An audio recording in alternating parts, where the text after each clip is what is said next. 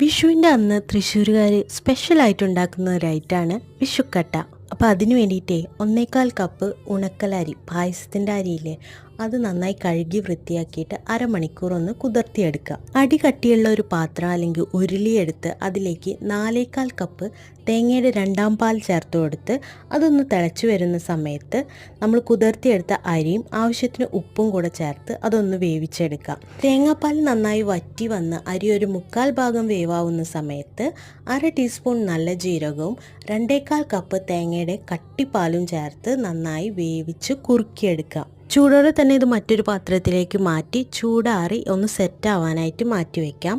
ചൂടാറിക്കഴിഞ്ഞാൽ നമുക്കിത് ഇതുപോലെ കട്ട് ചെയ്തെടുക്കാം കേട്ടോ. ഏലക്കായും ചുക്കും ചേർത്തിട്ടുള്ള ശർക്കര പാനി അല്ലെങ്കിൽ നല്ല മാമ്പഴ പുളിശ്ശേരി കൂട്ടി ഇത് സെർവ് ചെയ്യാം. എൻ്റെ ഫ്രണ്ട് ശാലിനിയാണ് കേട്ടോ എനിക്ക് ഈ വിഷുക്കട്ടനെ പറ്റി പറഞ്ഞു തന്നത്.